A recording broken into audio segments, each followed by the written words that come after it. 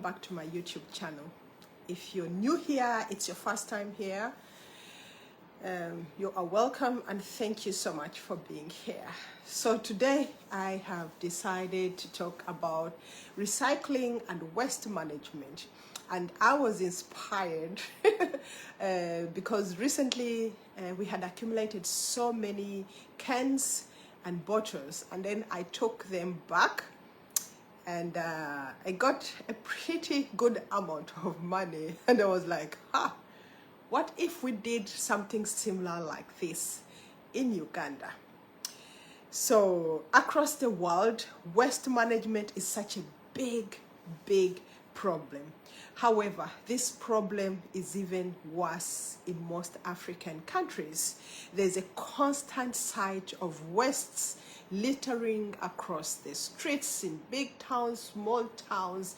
Generally, it's not a good habit, you know, where tons and thousands of wastes are generated daily, which end up in the fields, they end up in the dams, they end up in the wetlands, they end up blocking the drainage, causing many health problems, contaminating the environment.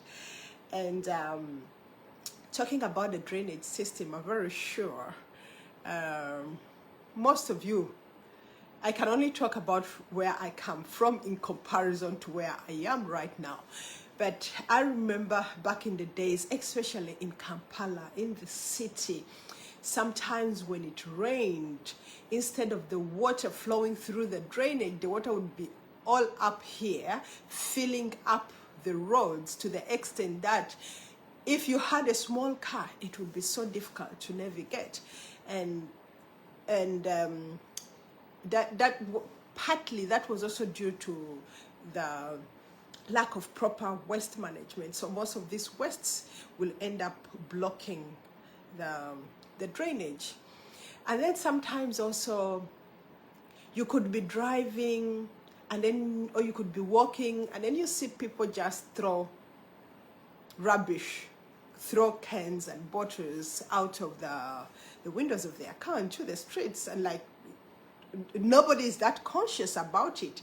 I don't know how it is these days. Maybe things have changed. Recently, I've just seen a picture that was put somewhere in Kampala, and it looked very clean, and I was very impressed, and I was happy to see that. However, I live in a country that is Denmark, where they have a very good waste management system. Actually, they are pretty much very advanced. So in Denmark, we pay very high tax, and because we pay very high tax, most of the waste management and recycling is left to the government. So what happens is, for example, where I live, it's every 14 days, every 2 weeks, there comes these big trucks that comes and take the waste and gets rid of it. However, the waste is always sorted. We have the bio, that is the degradable one, or from the bio mostly is like foodstuffs and all that, waste, remaining food and all that. And then you have another section for like papers, you have a section for glass, you have a section for cans, like for example, tomato cans, the fish cans and all those things. So before they pick up the rubbish, we sort out this rubbish.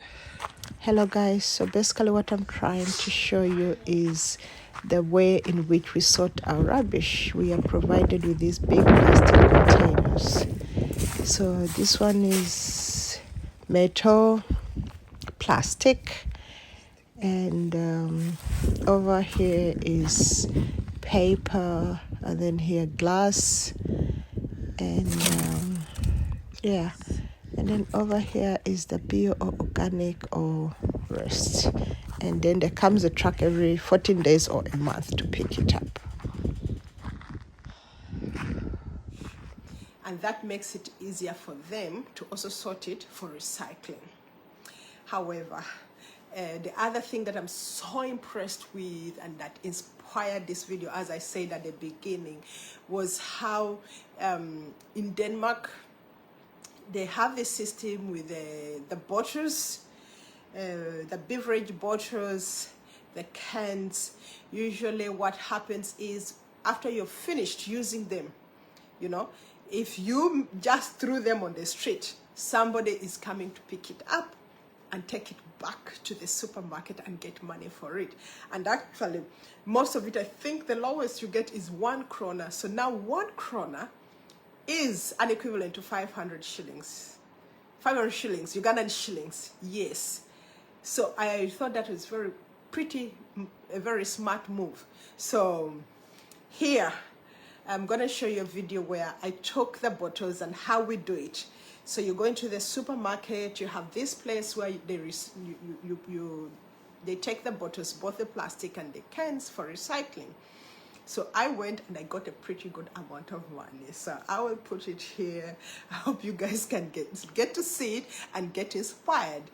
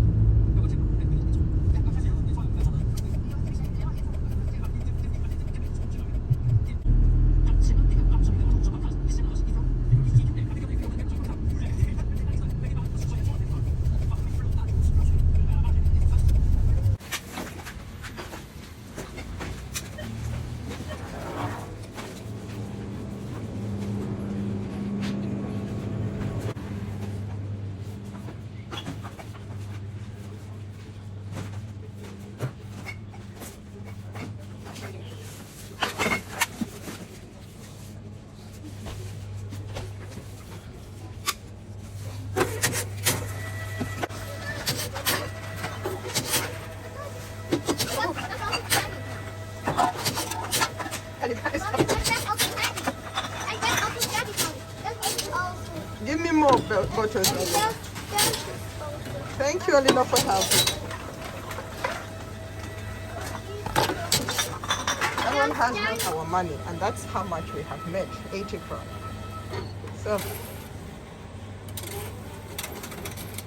So I'll go with this receipt at the counter. If I buy anything, then they can deduct from here too.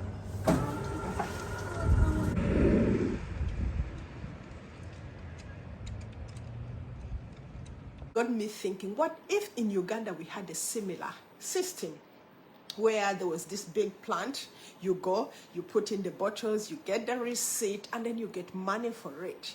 Don't you think people would be so inspired, you know, to try and keep the city clean and to take good care of these things, instead of many times you just see a lot, like every time I come home, so many soda bottles all over here and there, and in my mind I'm like, money, money, money, money, money, money, you know?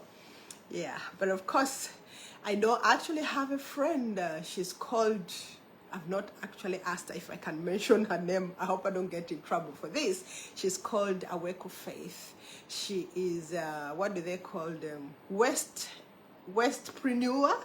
Yes, she has she takes waste caveras, bottles, and all these things, and then she recycles them, and she makes handbags, she makes pegs for clothes, she makes actually a lot of different cool things. And such people, we need to really recognize them. They are like our she heroes, you know, for doing this, because not so many people think so much about waste as something,